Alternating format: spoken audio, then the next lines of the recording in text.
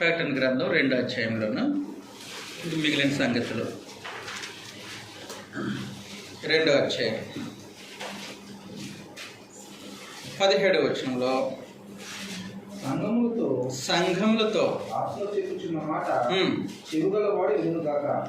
పెరుగెము సంఘానికేనా ఈ సమాచారం?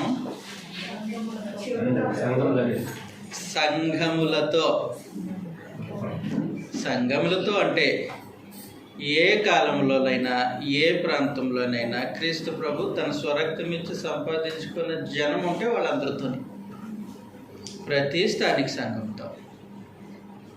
కానీ అడ్రస్సింగ్ ఎవరికి? పెరుగెము సంఘానికి అడ్రస్ ఇస్తూ సంఘములతో ఆత్మ చెప్తున్నారు ఈ మాట. సంఘములతో ఆత్మ చెప్పుచున్న మాట చెవి గలవాడు వినుగాక అన్నాడు. 7 సంఘాలకి ఆ సంఘంలో ఉన్న సమాచారం చదువుతున్నటువంటి ప్రతి సంఘానికి సమాచారం అర్థమవుతుంది కదండి. వాళ్ళు ఎవరికో ప్రభు చెప్తే ఈరోజు మనం ఎందుకు చదవాలంటే ఎందుకు చదవాలి? కొరింథీ పత్రిక వాళ్ళే చెప్తే మనం చదువుతలేదా? రోమీలకు రాసిన పత్రిక రోమీలోని ప్రభు సంఘానికి రాస్తే మనం చదువుకోవట్లేదా? తర్వాత ఫిలిప్పీలోని పరిశుద్ధులకు పత్రిక రాస్తే అది మనం చదువుకోవట్లేదా? అలాగే పెరుగెము సంఘానికి ఇచ్చిన సమాచారం అది మనకి ఇచ్చిన సమాచారం కూడా అర్థమవుతుంది కదా. కాబట్టి సంఘములతో ఆత్మ చెప్పుచున్న మాట చెవి గలవాడు. మిమ్మల్ని ఈరోజు కొద్దిగా ఎక్కువసేపు విసిగిస్తాను. కొన్ని విషయాలు మాట్లాడతాను. చెవి గలిగేవాడు వినుగాక అనేది పోయిన వారం చెప్పాలి. కొద్దిగా నన్ను క్షమించాలి, మాట్లాడలేకపోయాను. కొంచెం నీరసంగా ఉండే రోజు కూర్చోబెట్టారు కదా, కొంచెం ఓపుకుంది. థ్యాంక్స్ అమ్మా.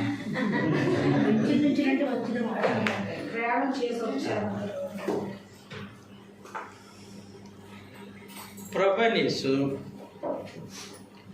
మత్తయి సువార్త 13వ అధ్యాయంలో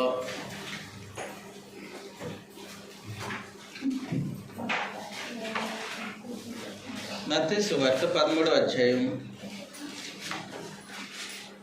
9వ వచనంలో నుండి మాట ఎందుకు ఉపయోగిస్తున్నారు ప్రభు? దేవుడు సృష్టించిన మనుషులకి చెవులు ఉన్నాయి. ప్రత్యేకించి యేసు ప్రభు యొక్క సువార్తను వింటున్నటువంటి యోధా మనుషులకు చెవులు ఉన్నాయి. మరలా ప్రత్యేకించి చెవి గలవాడు వినుగాక అని అంటున్నారు. వినే చెవి కావాలి మనిషికి. దేవుని వాక్యాన్ని వినే చెవి కావాలి, విని దాని ప్రకారము ప్రవర్తించే చెవి కావాలి, హృదయం కావాలి. ఇశ్రాయేలీలు అన్నారండి ఒకసారి ఇర్మియా గ్రంథం 6వ అధ్యాయం 10వ వచనంలో ప్రభు ప్రత్యేకించి తన జనాంగంతో మాట్లాడుతున్నప్పుడు ఈ మాట ఎందుకు ఉపయోగిస్తున్నారో ఇర్మియా గ్రంథం 6వ అధ్యాయం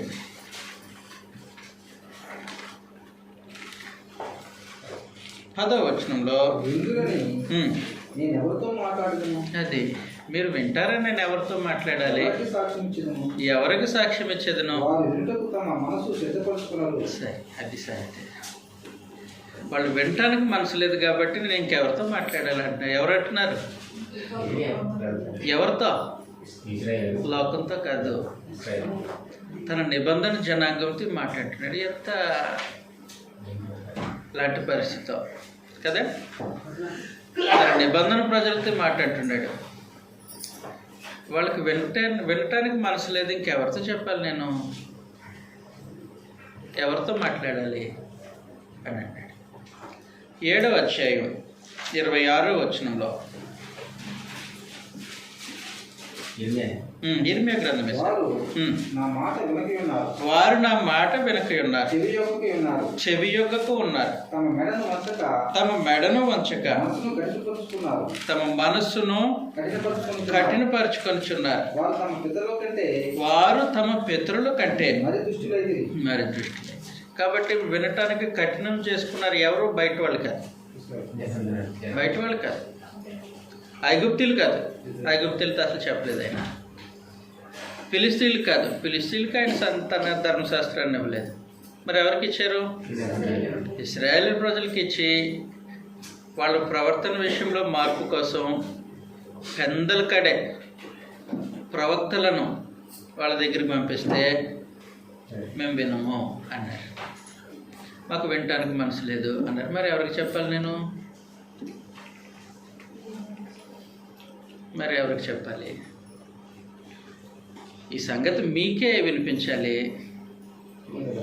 కాబట్టి చెవి కలిగిన వాళ్ళు వినండి అన్నాడు ప్రభు. అర్థమవుతుంది కదా? మత్తయి సువార్త 5 చెవి కలిగిన వాళ్ళు వినుగాక అంటే అది అర్థం. ప్రత్యేకించి ఆయన జనానికి సంబంధించినటువంటి సమాచారం. ఒకసారి అయితే మేము అసలు వినము అన్నారు. మీ మాట లేదని మాకు సంతోషమే లేదు అని చెప్పారు. అలాంటి ఎక్స్పీరియన్స్ ఉంది దేవునికి ఇశ్రాయేలు ప్రజల దగ్గర నుండి. చదువుతాం ఒకసారి 6వ అధ్యాయం 10వ వచనంలో.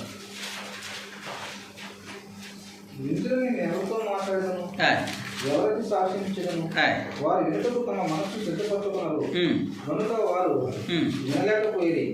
ఇదిగో వారు యెహోవా వాక్యమందు సంతోషం లేనివారై, అదిగో యెహోవా వాక్యమందు సంతోషం లేనివారై దాన్ని తృణీకరించురు. అది సంగతి. కాబట్టి వినటానికి వారికి మనసు లేదు, సంతోషపడట్లేదు వాక్యమందు. అలాంటి అనుభవం ఉంది. నిబంధన ప్రజలతో అలాంటి అనుభవం ఉంది ఆయనకి.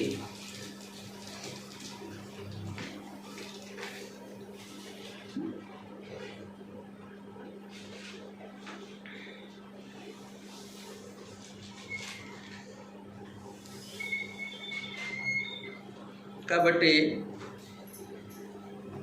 అలాంటి అనుభవాలు ఉన్నటువంటి ప్రభు ఇప్పుడు తన స్వరక్తం ఇచ్చి సంపాదించుకున్నటువంటి జనాంగంతో తన సందేశాన్ని ఇచ్చిన తర్వాత సంఘములతో ఆత్మ చెప్పుచున్న మాట చెవిగలవాడు వినుగాక. చెవిగలవాడు వినుగాక అంటే వినటానికి మనసు కలిగి సంతోషంతో అంగీకరించి దానిని అనుసరించి ప్రవర్తించడానికి దిద్దుకోవటానికి ఎవరి చెవితో ఉంటుందో వారికి అని ఆయన స్పష్టంగా చెప్పేశారు.